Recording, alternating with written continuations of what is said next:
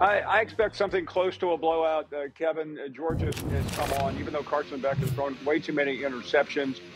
Georgia still looks like one of the 2 or 3 best teams in the country. And Florida, the problems are endless. They are getting better, but they're still losing.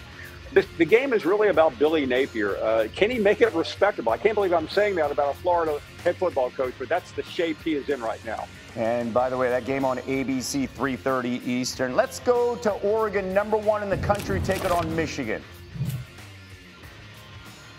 Oregon looks like maybe the best, maybe the second best team in the country. They have one of the most impressive wins of the year over Ohio State. It should be a tough game. They're going to the big house, but you've seen Michigan play this year, Kevin. They are very pedestrian. This is not last year when they ran the table.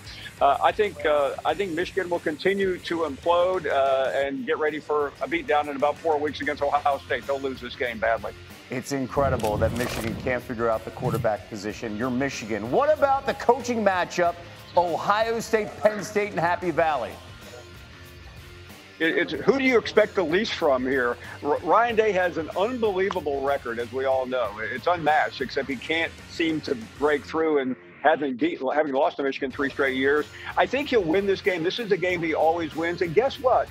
James Franklin always loses this game. He always blows it. He always underperforms, and that's what I'm watching for tomorrow in Happy Valley. Yeah, Nittany Lion fans, #3 in the country, very tight heading into this game. Speaking of the matchup, Ohio State quarterback Will Howard all revved up of the matchup facing Penn State. Listen to this.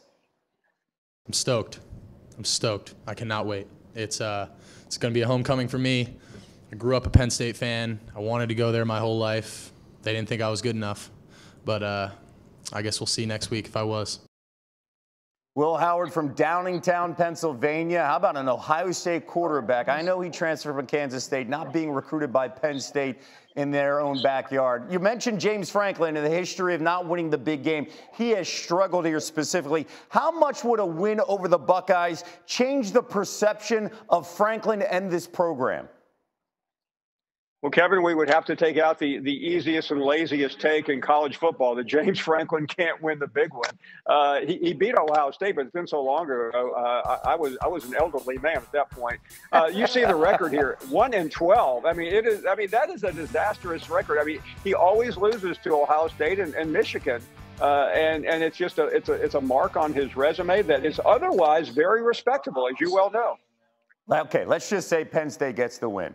Ryan Day under enormous pressure after already having a loss this season against Oregon. That would give him 2 losses in the early part of November specifically. What is at stake for the Buckeyes? A great deal. It would put him on the cut line of the playoffs because they just don't have an impressive win. They have 2 good losses, which may not get him in the playoff. That's what's at stake for him. And then with Michigan in a couple of weeks, a game that should he lose, I think we would all help him pack.